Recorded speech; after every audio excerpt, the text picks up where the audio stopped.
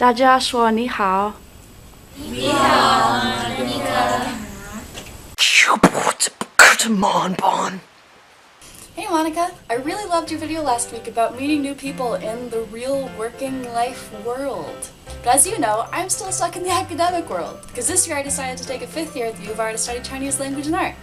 So in my Chinese class last week, we learned all about Chinese traditional holidays. As you may not know, next Monday, February 8th, is the Chinese New Year, or 春节.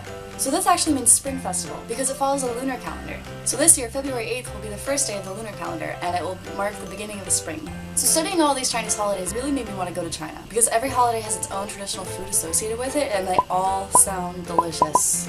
We also learned about some holiday traditions that play on words. Since the syllable structure in Chinese is so simple, it has way fewer sound combinations compared to a language like English, where we can have crazy consonant clusters like sixths or twelfths. So because of that, there are many distinct Chinese words that sound exactly the same and are only differentiated by their written character. This leads Chinese speakers to be sensitive about words that sound the same. You might have heard that 4 is an unlucky number in Chinese, and that's because the Chinese word for 4, 4, sounds really similar to the Chinese word for death, 死. But anyway, there are some great traditional puns that come from this too. So one tradition in China is before the Chinese New Year, families get these red pieces of paper and they write the character fu, which means good fortune. So then they paste these papers on the wall. Except they don't paste them upside right, they paste them upside down. The reason for this is because the word for upside down, dao, sounds exactly the same as the word for to arrive, dao. So, if you paste the character fu upside down, you could say fu dao le, which if it's written like this, means fortune is upside down.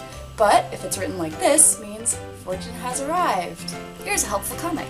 See, the kid is really confused, and he's saying, wait, fu is upside down, fu dao le. And the dad says, yeah, fortune arrives, or fortune has arrived. 对啊，福到了. Like, I'm not kidding, I'm not making this up. This is a really old tradition that's based on a pun. Another New Year's tradition is to have fish for the New Year's Eve dinner. However, the catch is, you're not supposed to eat all of the fish. You're supposed to leave at least a little bit left over. Why is this, you might ask? So there's a phrase, 年年有余. The word for fish in Chinese is yu, which sounds exactly the same as the word for surplus, or extra wealth, yu.